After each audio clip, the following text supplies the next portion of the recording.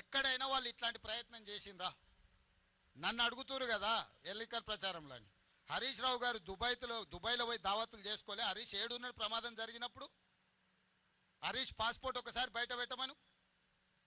ప్రమాదం జరిగిన తర్వాత హరీషు దుబాయ్లో పోయి దావతులు చేసుకున్నాడా లేదా? ఈరోజు ఎయిర్పోర్ట్లో వివరాలు ఉంటాయి. కాదనమను హరీష్, అవన్నీ తీసిన బయట పెడతా.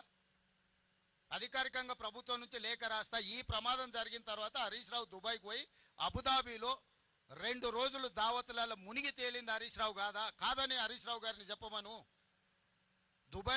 అబుదాబిలో దావతులలో మునిగి తేలినోడు అంత దిగిన తర్వాత వచ్చి మేము ఇన్ని రోజులు ప్రమాదం సంఘటనలో ఇబ్బంది కలగకుండా ఉండడానికి రాలేదంటున్నాడు. మరి ప్రమాద సంఘటనలో ఆయన వస్తే ఇబ్బంది జరుగుతుందంటే ముఖ్యమంత్రి వస్తే ఇబ్బంది జరగదా? ముఖ్యమంత్రి వస్తే ఇంకా పెద్ద ఎత్తున అంత రక్షణ వలయమంతా ఇక్కడికి వస్తుంది. అంటే అంటే సోయి తప్పి మాట్లాడితే ఎట్లా?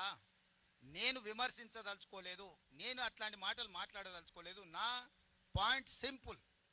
అత్యంత దురదృష్టకరమైన ప్రమాదం జరిగింది. ప్రమాదం నుంచి ఎట్లా బయటపడాలి, ప్రమాదంలో నష్టపోయిన కుటుంబాలను ఎట్లా ఆదుకోవాలి, జరిగిన సంఘటన నుంచి ఎట్లా బయటకు రావాలని మేము ప్రయత్నం చేస్తుంటే ఎట్లా బురద జల్లాలి అని వాళ్ళ మెదడులో ఉన్న బురదంతా తీసి మంత్రుల మీద.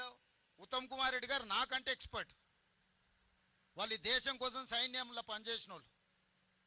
సైన్యంలో పనిచేసిన అనుభవాన్ని మొత్తం ఉపయోగించి ఈరోజు ఈ సమస్యని అడ్రస్ చేసిన.